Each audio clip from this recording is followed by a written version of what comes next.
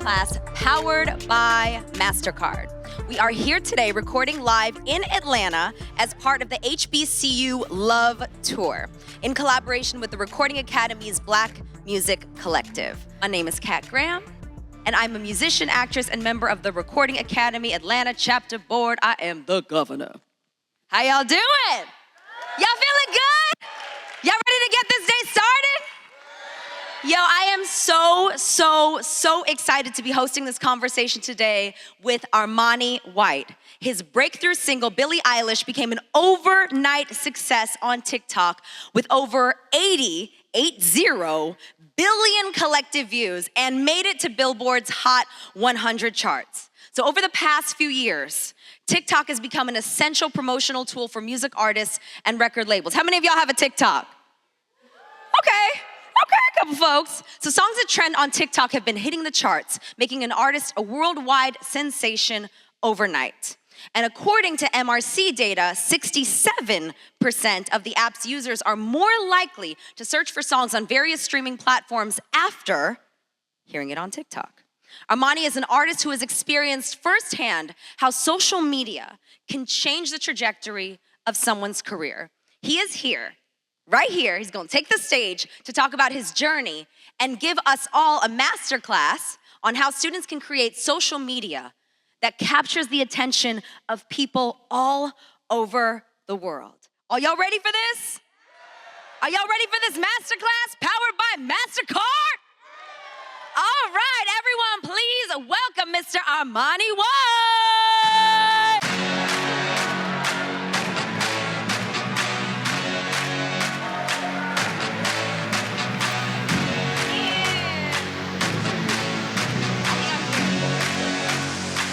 How y'all doing? This is so cool.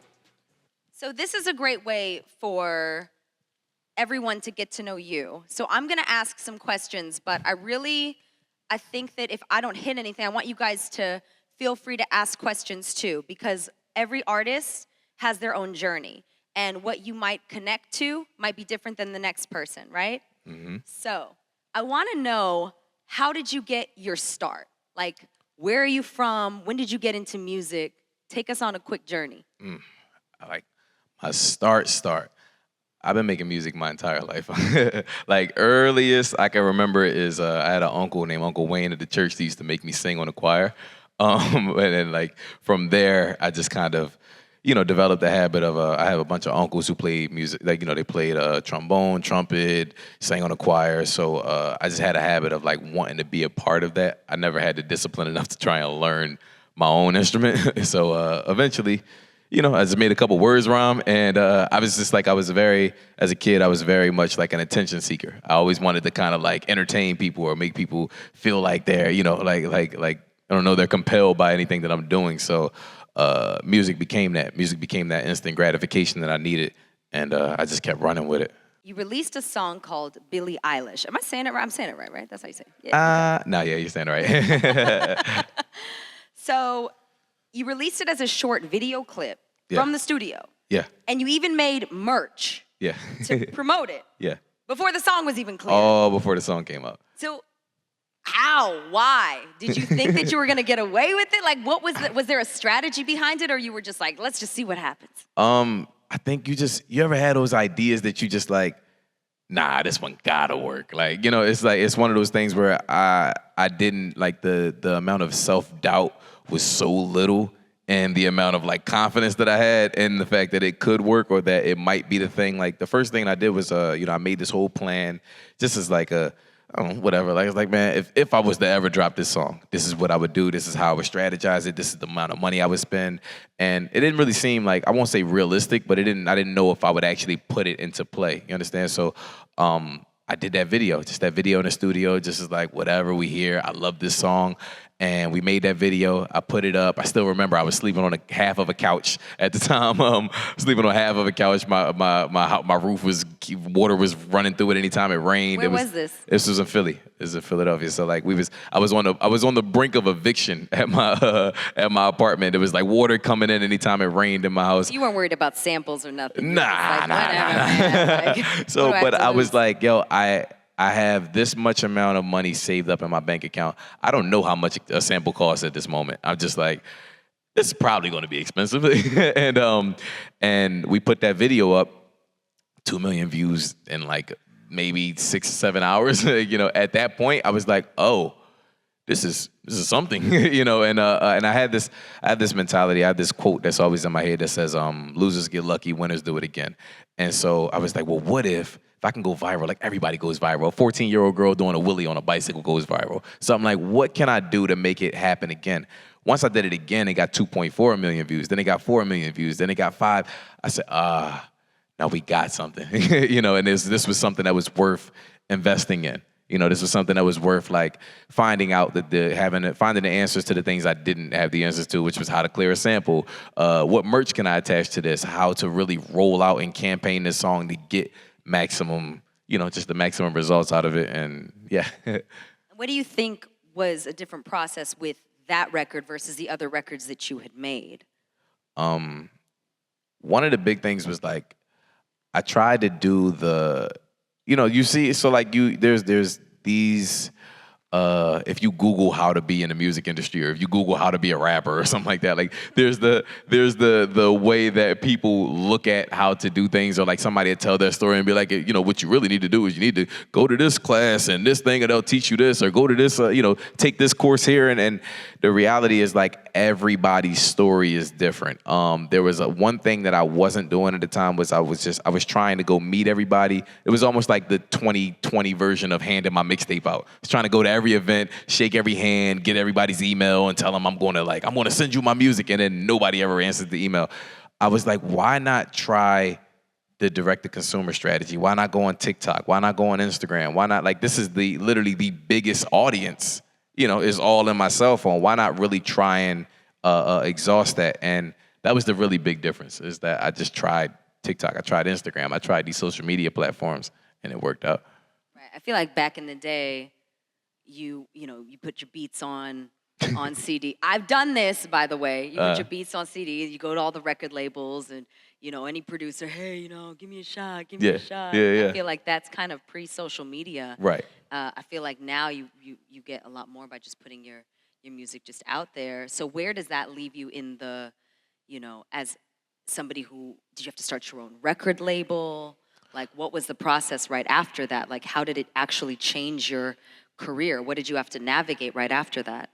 So the honest answer is, there's just like what you just said, there's so many more avenues that you can do in today's world, in 2022, to where as though, if you don't want to go the record label route, or say you don't have a record label that you can just, talk to and just sign with, or whatever it is, there's distribution companies. There's, just like you can straight upload your music for $5 or whatever whatever the number is nowadays. You can upload your music, and like whatever it is ready made, and it's at your front door. To be honest with you, the process of releasing Billie Eilish was so stressful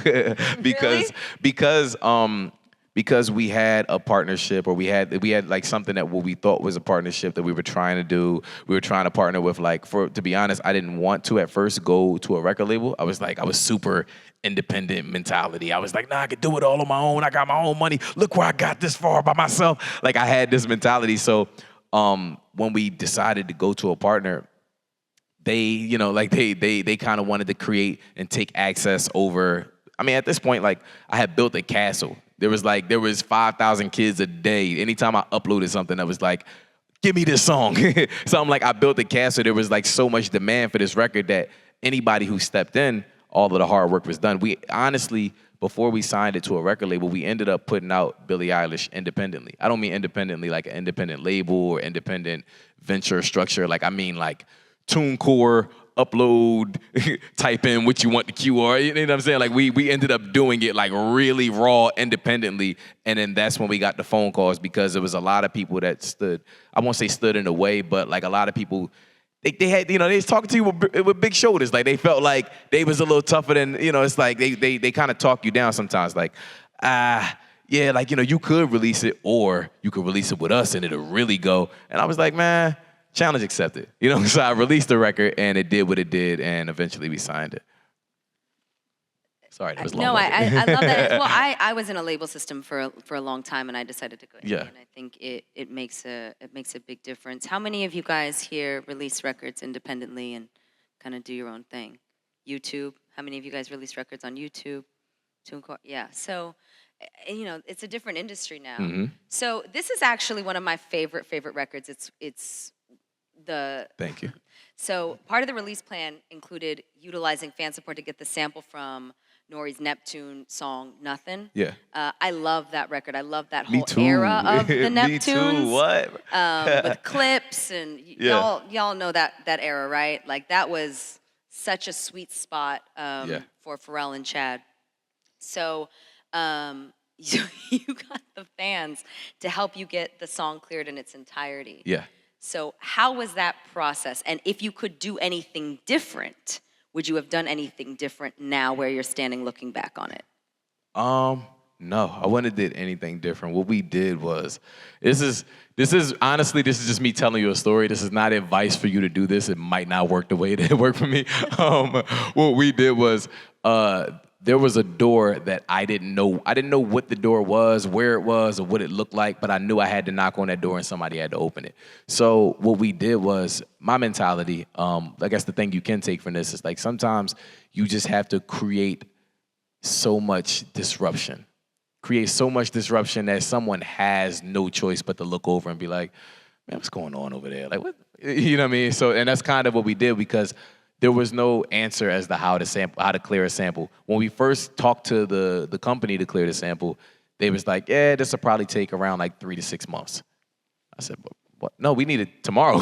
Like, you know what I'm saying? So we just started to create more content. I started to create more content. I started to tell people, I was like, why don't you just, if everybody pre-saves this, it'll trigger this thing, this will go off. And I started learning more. I was like, if you build the pre-saves up, this will pop up in data rooms. Once it pops up in data rooms, they have no choice but to see what's going on. They have no choice but to say, this is a real record. Once we get that, then we can trigger this. I started to kind of just create the passageway, just for clearance, to create the passageway for getting these people's attention. And the sample clearance process is just super antiquated. It's almost like you gotta ask somebody, they send a carrier pigeon over to drop an egg, they pick the egg up, crack it, fry it, they send the egg back. It's like a really long process. So we just had to do whatever it was we could to expedite it. The last thing that we needed on the sample clearance, once we got all the sides cleared, was they was like, yo, we need Billie Eilish to approve you using this name.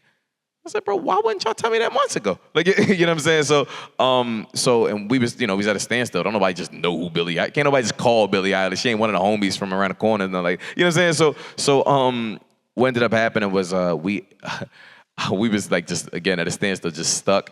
And I remember one day my creative director sent me a video from her photographer of her just dancing to the record.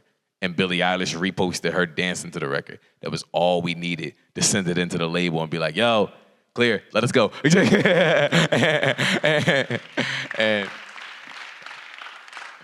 and yes, now we got it. So scrappy. Yeah. I love it. It's so scrappy. I mean, because there's a lot of ways that this could have turned. Yeah, nah. I mean, you hear horror stories of And artists who don't get samples cleared, and it's, they never see. Right. So when it was happening, there was a publisher that reached out to me and was like, yo, you're doing the disruption thing, it's cool. Don't ruffle the wrong feathers and don't go get to a point where you're almost blaming the publishers for not clearing the sample. Saying like, yo, they're the reason why you can't get this song, because at that point they're gonna be like, all right, well then fuck it then. And then the song never comes out. So you just gotta know what you're doing sometimes. Has your process changed creatively, or are you still just? Hell no. Yeah, I mean, like it's as far as clearing a sample or just? No, just creatively. Are you still kind of sticking to the same formula of just being disruptive, just saying it has to work? Do you feel that now that you became such a huge sensation from TikTok, do you feel like you maybe want to make records that are TikTok friendly? Like, how has your creative process changed? Do you think about that? Because there's artists that just do records just to be popular on TikTok, and they're not necessarily interested in creating a a full album? And there's nothing wrong with that, but just like, where are you at in terms of? I mean, so I know they exist. I've never met the. Okay, does anybody in here, are y'all like, I want to make TikTok songs? Is that like, that's not the strategy, right? That's okay. So I don't want to disrespect anybody. No, because when I made Billie Eilish, songs on TikTok was like, throw that to a hula hoop and I'ma catch it. It was like, you know what I mean, weird stuff like that. So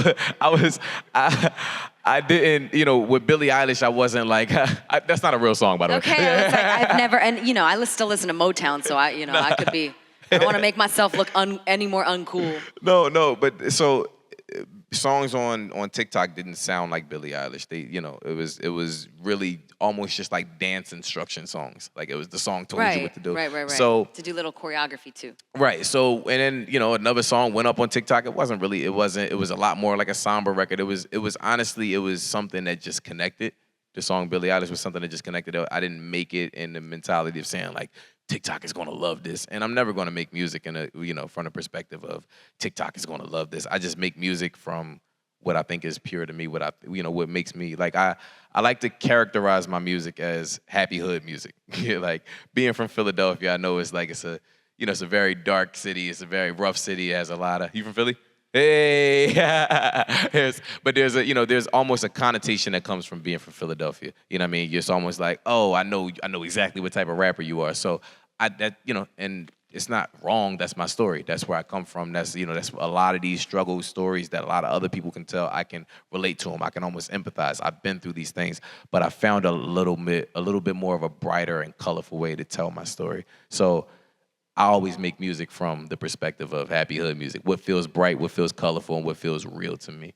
Now, as far as disruption, or just as far as like putting that amount of effort into releasing the music, I'll say there's a thing that I learned about actors, and you know this a lot better than I do. What'd you learn? I learned that you guys still audition. In my head, because I'm not an actor, I thought y'all just got the first part. They was like, yo, we need you again, we need you again. I didn't know you had to keep auditioning. And that was like motivation for me. Because like, it's not really just this one record makes the career, or this one record makes like, the next 5 records. It's like every time you step out, you have to audition. Every time you step out, you have like, there's another opportunity for this art. Like they care about Billie Eilish sometimes. They don't really care about the art. Or the artist, they care about the art. So sometimes you have to step out again and prove like, nah, but I can do it again. I can do it again, and I can do it again. And so I'm always going to put that amount of effort into every record that I create and that I release. This is me. This is one of my favorite questions. So what do you make your beats on? I make it on FL. Yeah. Damn, look at my FL soldiers. Do you make beats on use FL? I still use Reason. I like Reason. And Logic. Does anybody here use Ableton? Yeah, ooh, just one hand. Oh, all right, two. I like Ableton. Ableton, you can do so much on Ableton, but it looks like Windows 98. I hate it so much, bro. I just hate the way Ableton look. But yeah, I grew up just using FL. I grew up just using like a little MIDI controller and Reason. I liked it because I could travel with it. You know what I'm saying? When you're just like chilling at home, looking at my girls, because I'm like, some savages in the front row. I know it. Just be able to travel. So right. Has your beat making changed being on the road more? I'll tell you this. I haven't really, honestly, like I only have enough space to carry my laptop. So like all of the setup and everything that I would have at home, I don't really get to do it anymore. So a lot of it now is just like I walk in the studio. We might make some records in the studio. I might maybe like assist on the beat making process, but I haven't really been hands on with making a beat, and it's been a while. It's at least definitely not this year. Like last year maybe. You gotta be in a zone. Yeah. All right, this is an interesting question they want me to ask. Do you utilize analytics? How often do you review them, and how do they help you make new ideas for future videos? A lot of this is based off of algorithms, and like sometimes it's chance, but sometimes it's like all my followers is on at 4 p.m. and it's so many, like it's a numbers game sometimes. So like you gotta look at analytics. That's kind of how you see where you landed at on the drawing board. So if somebody in the audience was like looking at a record that they wanted to release, you would tell them to study when they get the most spikes? Yes, actually. But I would say when you get the most spikes. So say you have a TikTok, right?